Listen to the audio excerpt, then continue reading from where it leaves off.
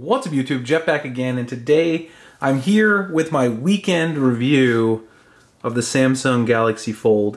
Yes, I used this for an entire weekend, plus Monday, and I want to talk about my experience using this phone. I'm not going to lie to you, I'm super excited and happy with the Galaxy Fold, mainly because it's just something incredibly new. So I want to tell you everything I love about this phone, starting with the front display. Now in the video that I made before, I said the front display is pretty small, and that's absolutely true. It's a very small display, but there's something that's really good about having a small display, and that is that I don't feel like I need to check my phone all day 24/7. It stops me from checking Twitter sort of sporadically or Instagram because I have to make a choice of either using the front display or opening it up and using a larger display. And so the times of day where I feel like, oh, I don't really need to check Twitter, I don't really want to scroll through this really small screen, so unless I really need to check through Twitter to find something for, you know, maybe some article about Android or something like that that I'm trying to research, then I really don't feel like I need to open it up and do that, so I stop using my phone and social media as much as I might in other places. So the front display is very awesome. I actually like it, even though I criticized it a bit in my first video. The next thing I love about this phone is the battery life. The phone has been phenomenal. Obviously it has a huge battery, so it should be really good, but whether you're using the front display or you're opening it up and using the inside display, I've gotten amazing battery life. I've been using this as my primary device, even though it is kind of, you know, something to get accustomed to because of the lack of water resistance and dust resistance. And yes, those are some drawbacks, but the incredible battery life of this device has really been impressive. I've been able to get 6 hours screen on time. Of course, that's a mixture of the front and inner display. You know, most people are not going to be using the inside display all day, every day, because of course, as I mentioned before, there's just no utility for doing that. But it does have amazing battery life, and I've been really impressed. The next thing that I've been impressed with on the Galaxy Fold is the inner display itself. Now, I know a lot of people are going to say, well, it's not that durable, things like that. I've actually been using this phone kind of with the regular display on the inside, just like I would any other device. I really tried to sort of make sure that I'm not, you know, pressing a different amount or anything like that.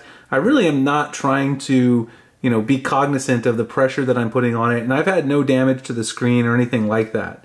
Now, of course, the one thing that I have been doing, like I said before, is that when I'm using the device, I like to try to make sure that I'm not pressing on the screen when I'm folding it. I make sure I fold it in the proper way like this so that I'm not putting any undue stress on the inner display. And I'm also making sure that when I take this out of my pocket that I'm not getting any dust or anything around the edges of the hinge here on the top of the bottom, because I don't want to have to worry about that getting caught in there and perhaps causing some damage like it did with the first round of the Galaxy Folds. The main thing I love about this device is that it gives you a pocketable device that's relatively slim, doesn't have a really thick profile. Someone asked in my previous video, why not just buy a really big phone like the Mate 20X? Well, I don't want a phone that's wide in my pocket all the time. That's very annoying. Having this really slender phone that you can use just to call, text messages, things like that when you need to, but then when you want to actually get into some serious media, some serious gaming, things like that, or even just browsing Twitter and something like that in your spare time. Using email on Chrome, I absolutely love using email on Chrome. It's a very nice experience using Outlook, Gmail. Composing email on this is really nice. The other thing is I started playing Mario Kart, the version that released for Android. That game is just amazing on this display. I've been really impressed with it. The graphics and everything just look amazing on the display itself. So it's kind of a nice thing. Obviously, when you're using this to game, the one thing that you do have to be a little cognizant of, like I said before, is that you don't want to be like slamming it around, you know, the display like you would on other things. So you do have to be a little more cognizant when you're gaming. But the overall experience is basically like just what Samsung said. You've got a phone and you have a tablet. You can address both of those sort of needs. I actually use this for my lecture notes now, because I usually use my iPad to store my lecture notes in Dropbox, and when I'm lecturing at the university, I'll pull it out to actually look at my notes while I'm lecturing if I need to reference something. I've been using the Galaxy Fold to kind of replace my iPad, which is a really nice thing. I can replace the iPad and I have the phone in my pocket when I need it as well. overall, I've just been thrilled with the device. It's something brand new. The one thing that I will say that's a little disappointing so far for me still is the cameras. I am going to do a full camera comparison to the Galaxy Note 10 Plus, which I also have on hand, and the iPhone 11 Pro Max.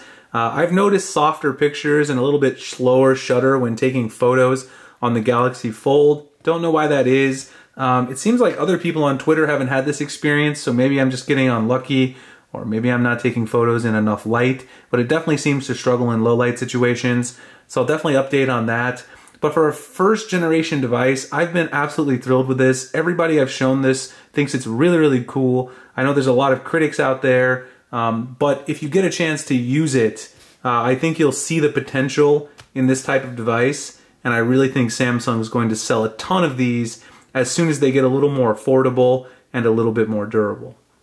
Anyway guys, those are my overview impressions after a weekend with the Galaxy Fold. Hope you enjoyed it. Please like, comment, subscribe, hit that notification icon so I can make future videos like this. You guys can find me at dopetechdaily.site, also at Instagram and Twitter, the link's in the description. If you have any questions about the Fold, feel free to drop them below and I'll get back to you. And I'll see you guys in the next one. Thanks a lot for watching.